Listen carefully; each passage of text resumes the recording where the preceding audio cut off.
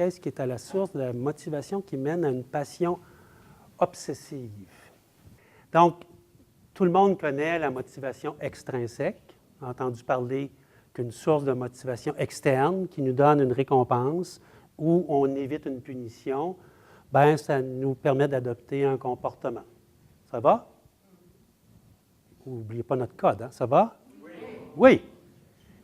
Et la motivation intrinsèque, qui est une motivation interne, qui vient des choses que l'on croit et que l'on veut faire de façon très intime.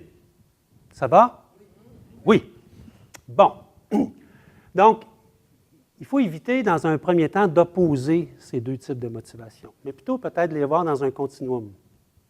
D'où l'échelle. C'est évocateur, n'est-ce pas? Bon. C'est comme une blague de prof, ça. Donc, ici, faire ce qui est demandé pour obtenir une récompense ou éviter une punition.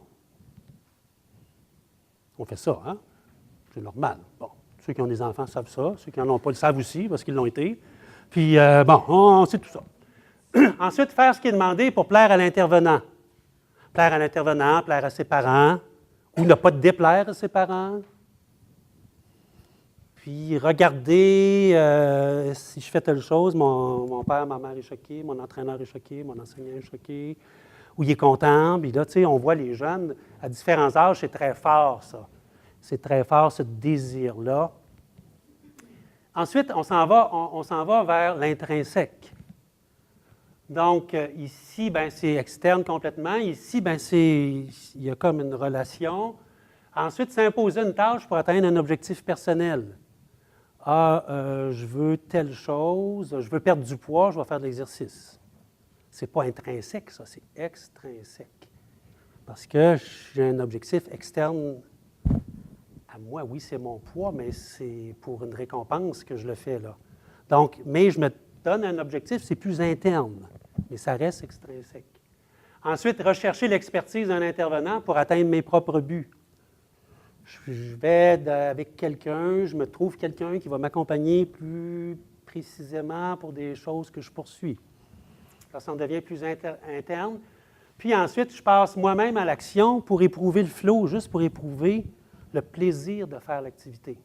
Donc, quelqu'un peut commencer un programme d'exercice pour perdre du poids, mais à un moment donné, l'activité qu'il fait, il faut l'amener, il faut que l'activité soit organisée pour qu'il éprouve le plaisir tout le temps, parce que ça va être ça qui va faire qu'il va continuer.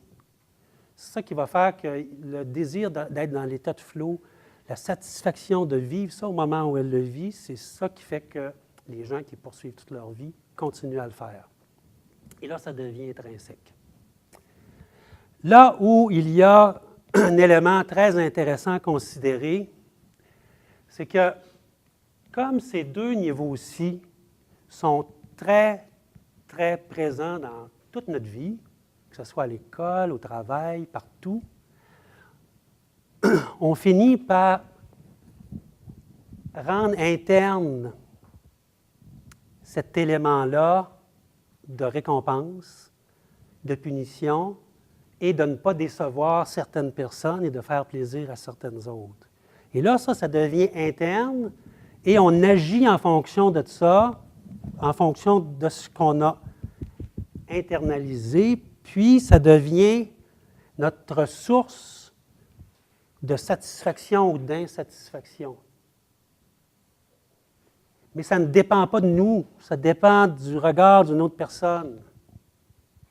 Et là, bien, quand la satisfaction ne dépend pas de nous, bien, on s'en va dans une direction plus obsessive, parce qu'on a peur de décevoir, on a peur parce qu'on n'a pas le plein contrôle. Et là, on s'engage dans une voie obsessive parce qu'on a interné l'idée que la récompense et ne pas décevoir quelqu'un d'autre est en place, puis là, on tombe dans une logique envahissante, plus obsessive. Alors que si on met l'autodétermination, on aide quelqu'un à mieux se connaître et que l'autodétermination est bien prise pour la satisfaction personnelle de quelqu'un, le plaisir, le flow qu'il retrouve, il va s'engager dans une passion plus harmonieuse.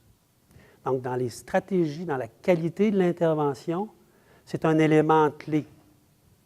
Il faut avoir des éléments de renforcement, mais il faut aussi avoir des éléments d'autodétermination sur la satisfaction, le plaisir de faire l'activité et l'état de flow, les défis, l'autodétermination des défis qui me conviennent.